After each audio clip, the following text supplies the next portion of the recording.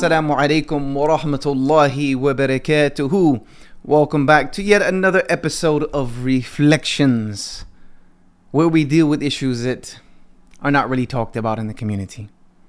Let me tell you something real quick. If you're struggling with mental health, if you have anxiety, if you are suffering from depression, if you are suffering from PTSD, maybe bipolarism, schizophrenia, whatever it might be, guess what? It's because you're not a good Muslim. Yep. It's because your faith is weak. It's because you don't pray enough. It's because you don't read enough Quran. It's because you don't love Allah subhanahu wa ta'ala enough. Do you know how tired I am of hearing that promoted all over the place? That is one of the most, not only is it off kilt, but it is one of the most detrimental things you can say to someone struggling with mental health. And I've heard it said so many times from big speakers, from professionals, from mental health experts who are Muslim, etc. And it is a problem. Let me tell you right now that just because you're having mental health struggles, it does not mean that you have no faith. It does not mean you don't pray enough. It does not mean you don't read enough Quran. It does not mean you don't love Allah subhanahu wa ta'ala enough, or He doesn't love you enough. Yes, I will say that Allah subhanahu wa ta'ala says in the Quran that those who leave off His remembrance, those who leave away from Allah subhanahu wa ta'ala, He will give them a miserable life. So there is correlation that way. If you are weak in your practice of Islam, if you are weak in your faith, if you're not praying, you're not reading Quran, you're not doing the things you need to do, then yes, the end result is that Allah will give you a miserable life. It could be the cause of anxiety, depression, etc. if you are doing those things. And Allah subhanahu wa ta'ala does say that in the remembrance of Allah does the heart find tranquility. So yes, praying more, fasting, reading Quran, all of that is helpful for the heart. But that doesn't always mean it's going to be the end-all, have-all for the mind and trauma. When I hear people say that you have mental health struggles, you have anxiety disorder, you have PTSD, you have depression, it's because you're not a good Muslim. Have you even considered the fact that maybe this person is doing all of that? Maybe this person is praying 5 times a day. Maybe they're getting up in the night and praying tahajjud and crying their eyes out to Allah subhanahu wa ta'ala. Maybe they're picking up the Quran every single day. Maybe they're doing all of the things that they can do, but the issue is a deeper issue that needs to be addressed and discussed that has nothing to do with their faith. If someone has childhood trauma, if someone was abused as a child, if someone was abused in their marriage, whether it be physically, emotionally, financially, if someone is a victim of rape, if someone is a victim of being battered, if someone is a victim of torture, you cannot tell me that that has an issue to do with their faith. It is a trauma response. Their anxiety is a trauma response. Their PTSD is a trauma response. And a lot of these things do begin with trauma. A lot of them begin in childhood. Even if we look at the seerah of the Prophet ﷺ, he talked about this. But a lot of these issues begin as in childhood as children. And if they're not addressed, then they show their ugly head later on in life. And this is not something you're just going to pray your way out of all the time. This is not something you're just going to read your Quran out of sometimes. I know many people, including myself, who do all of the things that we are supposed to do in terms of we try our best. Don't miss salah. Get up in the middle of the night. Try to pray the sunnah. Try to read the Quran, etc., etc., etc. And we still struggle with panic disorder. We still struggle with anxiety. We still have bouts of depression. We still cannot overcome our bipolarism. We still cannot overcome our manic depressive states, because the issues and the root of the issue is not being addressed. And just by telling that person to go read more Quran and pray more, and that it's because they're not a good Muslim, all that does is want to push them away from the faith. If I was someone who was praying 5 times a day, doing everything that I could for the deen of Allah subhanahu wa ta'ala, to please Allah subhanahu wa ta'ala, and I was still suffering from anxiety, I was still suffering from depression, and I went to a sheikh, or I went to an imam, or I went to a counselor, and they told me it's because I'm not a good enough Muslim, then I would say, what's the point? Why keep doing this then? Why keep praying all the time? Why keep begging Allah? Why keep getting up in the middle of the night? Why keep reading the Quran if it's not helping, if it's not doing anything? This is a statement that needs to be eradicated from our ummah, and each and every single individual needs to be looked at in its own parameters.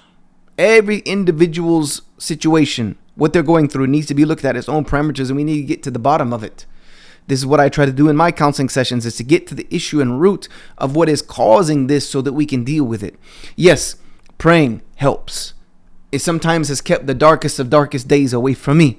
Reading the Quran helps. It's helped stave off the darkness. And having trust in Allah subhanahu wa ta'ala has kept me going. But it has not been the end all have all. I had to go through different stages in therapy and exploring my childhood and opening up past trauma and suppressed memories and repressed memories, etc.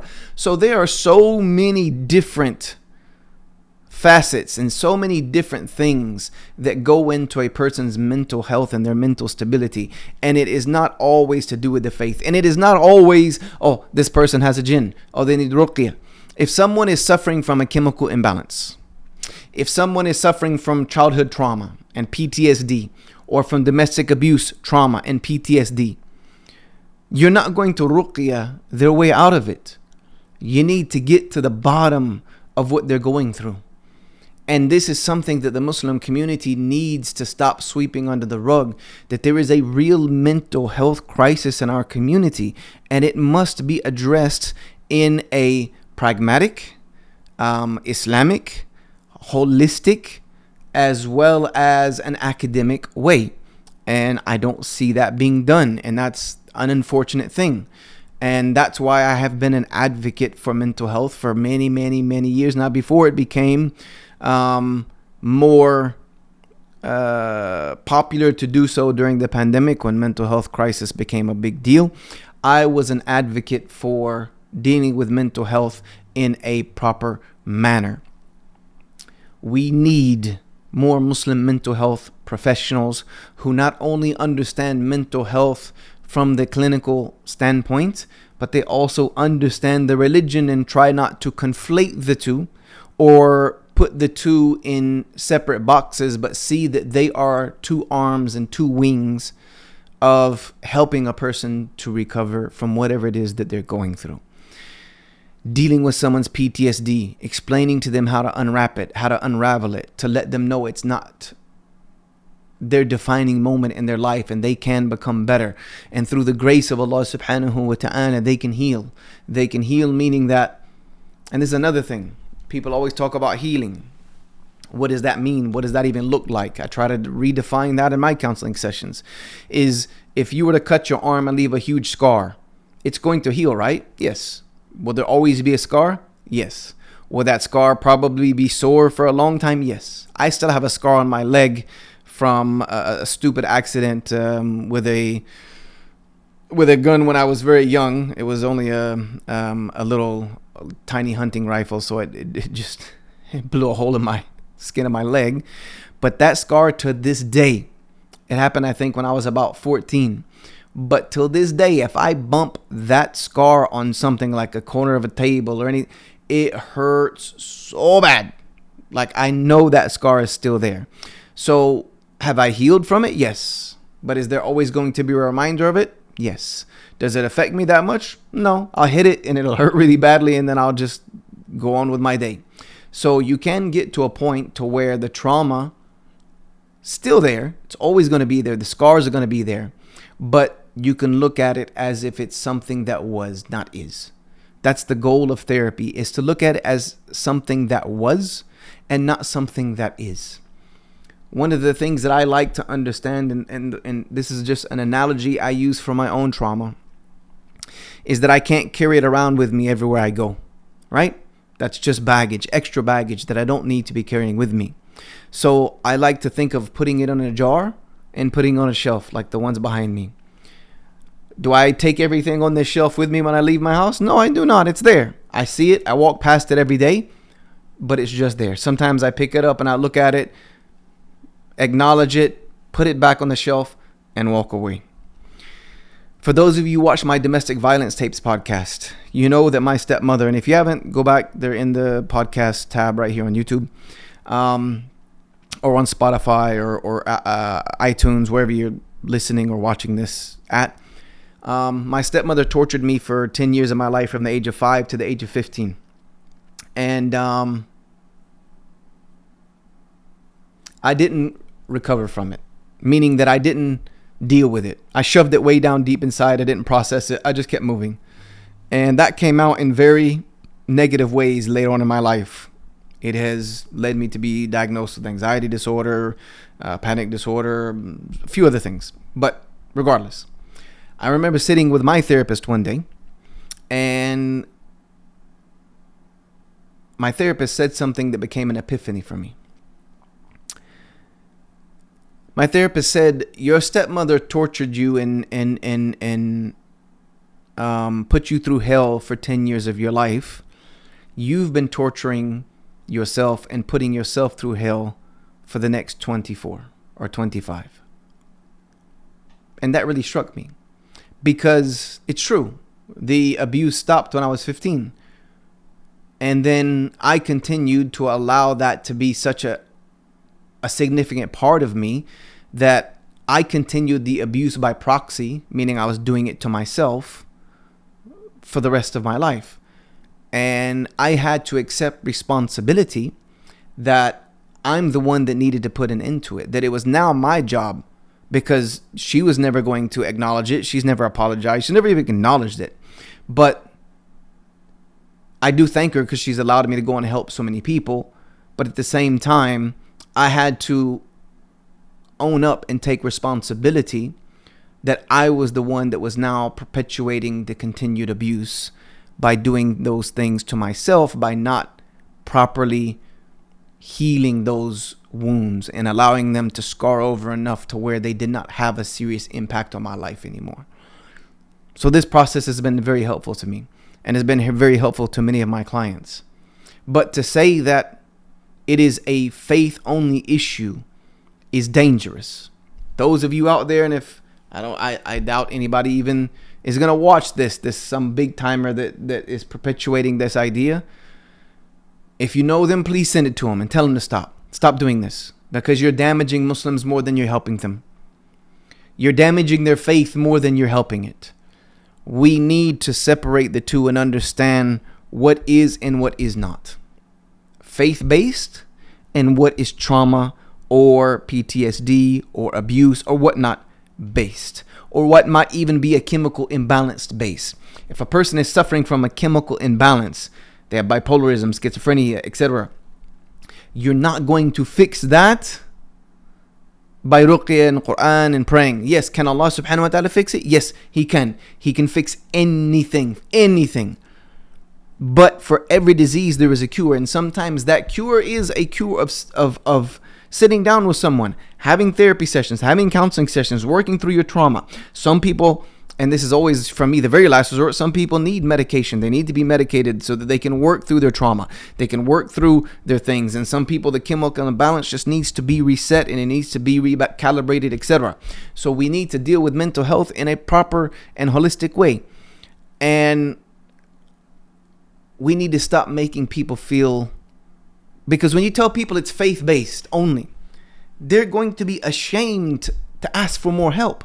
And we already have a big enough problem of Muslims being ashamed to go seek out help for their mental struggles and their mental health issues. And I'm not just talking about stress. Everybody is stressed, right? Like, we're all stressed. Life is stressful. But I'm talking about where it's become a point to where it's become a debilitating part of your life, You need to get help. And I remember reading a post not too long ago that said one of the red flags to look for is someone who was abused as a child and is in therapy. That's a red flag. That's a red flag in someone to take in marriage. That's a red flag to someone to take in religion. I nearly threw up in my mouth. Because, especially for men, someone who was abused as a child, they had no say-so in that situation. They are not responsible for the abuse that they went through as a child. Now, if they are not trying to actively seek help, yes, that's a red flag. But to say that someone who was abused as a child and is now seeking therapy and help is a red flag, that is exactly why people, especially men, do not open up. They don't talk about these things because they're going to be stigmatized for them. And this was from some major account, big account. And I had to bite my tongue not to say something, because that is such gaslighting to say that, especially for a man, because men do not open up. Men do not open up. They're still the smallest part of my clientele, and I wish more men would open up and accept their issues and work through them and try to deal with them.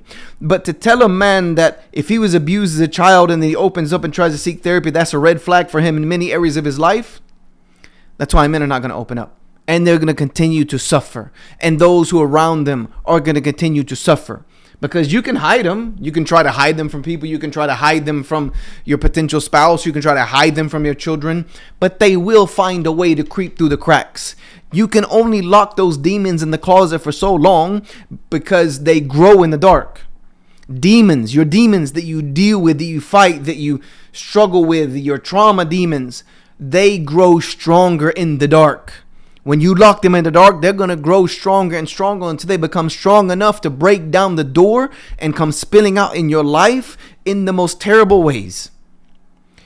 The best thing to do is to open the door with some professional setting. Open the door. Lead those demons out into the light. Make them stand in the light. And then you'll realize they're not as powerful and as scary as you consider them to be, and they weaken in the light. That is the whole reason for this religion. Allah subhanahu wa ta'ala says He revealed this Quran and this religion to bring people mina dhulumati ila nur, from darkness unto the light. The light is Islam, yes, but the light is also admitting your shortcomings, admitting your faults, admitting the things that you've been through, and then working through them. I also saw a post not too long ago. It said a pious man was once asked, "Why don't you ever speak of other people?" He responded by saying, "I am not yet pleased with myself. Therefore, I don't have time for other people." And that should be our attitude. I'm not yet pleased enough with myself and where I want to be in my own journey, where I want to be in my own path to healing and redemption of some form, to be worried about other people. So we need to change this narrative in our community. Brothers and sisters, if you are struggling with mental health, if you're struggling with trauma, if you've been abused, whether it is as of a child or in a relationship, in a marriage, if you have had things that have caused you PTSD, please seek help. Talk to someone who can help you navigate through it. Find your safe space, whomever that might be. And I mean a true safe space, someone who's not going to judge you based on things that you had no control over. Or even if it was mistakes that you made, they're still not going to judge you, because we all have them. Someone who is going to help you navigate those rough waters and find a safe place for you to heal. Because once you heal and those scars no longer have the same effect on you as they used to, you will see life as you've never seen it. You will see hope. When you read about hope in the Quran, you will know what that hope feels like. When you know that Allah is merciful, you'll understand that. Until then, a lot of Muslims who have come to me have jaded opinions about Allah subhanahu wa ta'ala, about the hope in Allah. They look at the world and say it's so crazy, it's so dark. Allah has everything in order. I'm not worried about the world. Allah subhanahu wa ta'ala has everything in order. It's in the way that He wants it to be, and it's going to be what He wants it to be. Qadrullahi wa ma shaa fa'ala. It is the will of Allah. He does it as He pleases. You have to be focused on you. You have to worry about you. You have to concentrate on you. So brothers and sisters, stop equating mental health with faith. They have a correlation, but they're not the end all have all. If a person has weak faith, then yes, they're going to have some of these symptoms, and that could be, so you have to find out about that. But if they're doing all the things that they feel like they can do and it's still there, then it's a deeper issue that you need to find out what it is. And brothers and sisters, don't think that just because you have anxiety, depression, bipolarism, manic depressive disorders, panic disorders, whatever, it's because you're not a good Muslim. That's not always the case. And a lot of times I have seen almost 3,000 clients. A lot of times that's not the case. It's something that they need to deal with from their past. And they might not even know what it is. So you might have to go digging. I had repressed memories of my childhood before I started having therapy. I had completely forgotten about some of the things that I had been put through. So this is my message today. This is my reflection today. Mental health does not equate, or mental health issues do not equate to you being a bad Muslim. Being a weak Muslim and being away from those things will cause you some mental distress, but you can be doing everything right to the best of your abilities. Nobody's doing everything right, but you can be doing as much as you can to the best of your abilities and still be struggling from these things, because you have to address the bigger issue. And that's what we need to be putting out there to the Muslim community. We need more services like this, and people need to stop purporting this nonsense that is connected to faith. As always, brothers and sisters, inshallah ta'ala, we're going to continue with more and more topics. And the podcast might get longer and longer as I have more and more rants to say. But I'll always try to keep it under 40 minutes, inshallah. Because I know some of you like to listen to this on your ride. Some of you like to listen to this on your ride to work or during your workout or whatever. So I don't want to make it exuberantly long. And I want to be able to give you concise, clear information to the best of my abilities. If you think that mental health needs to be addressed differently in the Muslim community, drop a like below, drop a thumbs up, hit the sub button if you're not subscribed. Tell me in the comments what you think, the topics you want to see discussed. Drop them in the comments. I am going to read all of them and put them into thought when I comes up to planning the next podcast, inshallah, and the next videos. And as always, I love you all for the sake of Allah, for your time. Your time is your most valuable possession. Thank you for giving it to me. And I look forward to seeing you on the next episode of Reflections, inshallah ta'ala, which is going to be about, I don't know yet. I will decide when I sit down, because none of this, that's the thing, brothers and sisters, none of this is scripted. None of this is scripted. I know what I want to talk about. And I know there's a lot of professionals like, oh, you should script podcast, script. That's not what this is about. This is unscripted for a reason. It is reflections. I know exactly the topic I want to talk about, but how I'm going to talk about it, or what I'm going to say, I have a few points in my head, and then I just go with it. I push record on this camera, and I just let it roll. So sometimes I'll say things and miss things, but and if I have, put them down below, and I'll try to do better the next time, inshallah. But that's the goal. Get a little better and better and better each time, and be consistent. I want to give you guys this consistency because I've seen how much the older podcasts, the domestic violence tapes, the prison tapes, how much they help so many people. And that's some of the reason why people are still coming to my counseling sessions below. So we're going to try to keep some consistency, inshallah ta'ala. I love you all for the sake of Allah. I look forward to seeing you on the next episode of Reflections. And until then, may Allah keep your heart, body, soul, mind strong. Remember, my content is for the everyday Muslim. I'm not preaching to the choir. I'm not preaching to the already pious, good-to-do Muslims. I'm preaching to the everyday Muslim, the struggling Muslim, the Muslim who has trouble getting out of the bed in the morning, the Muslim who's found or is looking for a reason to continue on, doesn't feel like there's anything left for them, the Muslim who's struggling to pray 5 times a day, the Muslim who's struggling to carry on. That's who my content is for, because I've been there.